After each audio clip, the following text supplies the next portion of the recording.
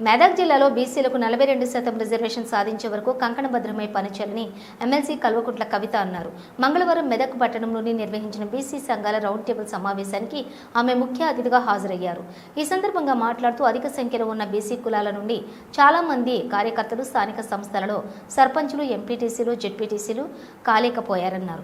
ఇక ఎమ్మెల్యేలు అయిన వారి సంగతి చెప్పనక్కర్లేదన్నారు. రాజకీయ పరంగా మహిళలు వెనుకబడిపోయారన్నారు. బీసీ రిజర్వేషన్ సాధించే వరకు పోరాడాలని పిలుపునిచ్చారు. భవిష్యత్తు మారాలంటే ఏం చేయాలని చెప్పి అనేక రకాలుగా ఆలోచించుకుంటూ అన్ని జిల్లాల్లో కూడా సమావేశాలు పెట్టుకుంటూ వస్తున్నాం.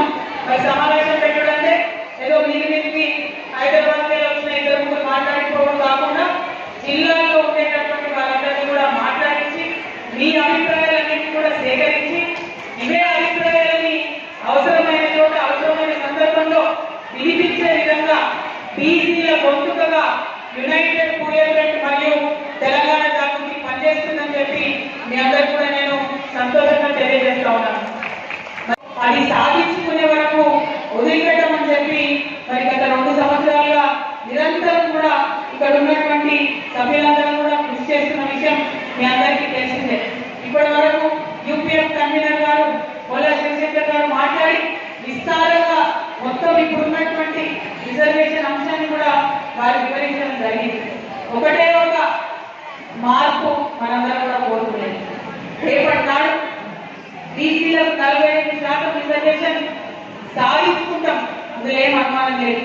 సాధించుకునేటప్పటికీ బీసీలలో ఉన్నటువంటి ప్రతి ఒక్క కులం వారు కూడా మరి వారి హక్కులు వారికి తెలుసుకున్నారు. బీసీలలో ఉండేటటువంటి ప్రతి ఒక్క కులానికి సంబంధించిన వారు, ప్రతి ఒక్క జిల్లాలో ఉన్నటువంటి వారు వారి చైతన్యం తెచ్చుకోవాలి. ఇంకా అనేకమైన కులాలు ఉన్నాయి. వాటి మెంబర్ కూడా రానటువంటి కులాలు బీసీలలో చాలా మంది ఉన్నారు. సర్పంచులు రానటువంటి వారు బీసీలలో ఉన్న అనేకమైన కులాలు వాడు ఉన్నారు. ఇక ఎమ్మెల్యేలు కానటువంటి వాళ్ళైతే ఇంకా చాలా కులాలు ఉన్నాయి. పెద్ద కులాలైనా ఎమ్మెల్యేలు కూడా కానటువంటి వాళ్ళు, అసెంబ్లీ గడప ఎక్కలేటువంటి వాళ్ళు అనేక మంది బీసీ కులాల వాళ్ళు ఉన్నారు. మరి అంతేకాదు బీసీలలో మహిళలు మరి దారుణమైన పరిస్థితి. మరి ఎవరి మహిళలైనా దారుణంగా ఉంటే 13% రిజర్వేషన్ కావాలని కొట్లాడినప్పుడు ఆ 33%లో బీసీల ఉపకోట ఉండాల్సిందే అని ఘంటాబద్ధంగా ఆనాడు చెప్పడం జరిగింది. మరి మహిళలలో బీసీ ఉపకోట ఉండాలంటే అసలు బీసీలకంటూ రిజర్వేషన్ ఉండాలి. అందుకే ఇవాళ బీసీ బిల్లు కోసం కొట్లాడుతున్నటువంటి విషయం మళ్ళొకసారి మీ అందరికీ గుర్తు చేస్తా ఉన్నా. మరి బీసీలకు సంబంధించినటువంటి సమావేశం పెట్టుకుంటున్నామంటే మెదక్లో చాలా మంది పెద్ద పెద్ద వాళ్ళు కూడా భయపెట్టిందట. సమావేశం ఎందుకు పోతారు మీరు, బీసీల కోసం ఎందుకు మాట్లాడతారు మీరు, అవసరం ఏముందని అన్నారట. వాళ్ళట్లా అడుగుతున్నారంటేనే భయపడుతున్నారని అర్థం. వాళ్ళట్లా భయపడుతున్నారంటే మనకి ఖచ్చితంగా సమావేశం పెట్టుకోవాలని అర్థం. సమావేశం పెట్టుకొని మన హక్కుల కోసం మాట్లాడాలని అర్థం. అందులో మరి 1-2 కులాలు కాదు, బీసీలలో ఉన్నటువంటి అన్ని కులాలను కూడా చైతన్యం చేసుకోవాలి, జాగృతం చేసుకోవాల్సినటువంటి అవసరం మనందరి మీద కూడా ఉన్నది. మెదక్ జిల్లాలో ఉన్నటువంటి బీసీ నాయకులందరికీ కూడా నేను పేరుగా విజ్ఞప్తి చేస్తా ఉన్నా.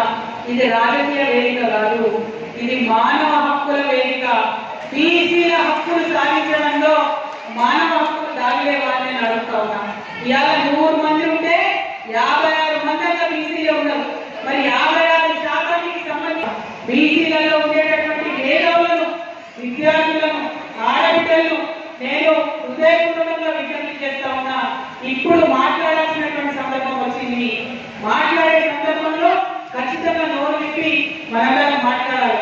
ఒక కథ ఎట్టుంది తెలంగాణ ఉద్యమంలో, ఏం కదా అని ఒక ఆయన ఉంటాడట. ఆయన బయటకు పోయి పని చేసుకున్నాడు. ఇంటికి వస్తున్న సందర్భంలో బజార్లకే వస్తుంటే అక్కడ మంచి రంగురంగుల చిలుకలు ఉన్నాయట. ఆయన ఒక దగ్గరికి పోయి ఏం చేసిండు, ఒక మంచి అందం ఉన్న చిలుక చూసి దీని ధర ఎక్కువ అన్నాడు. ఆయన బాగా ఎక్కువ ధర ఎక్కినట. అదే గంటకాలం చెప్తున్నావు వేరే చిలుక తక్కువ ధర ఉందంటే ఇది ప్రత్యేకమైన చిలుక, ఇది మాట్లాడే చిలుక, మీరు ఇంటికి తీసుకోండి చాలా బాగుంటుందని చెప్పింటాడు. అంటే సరే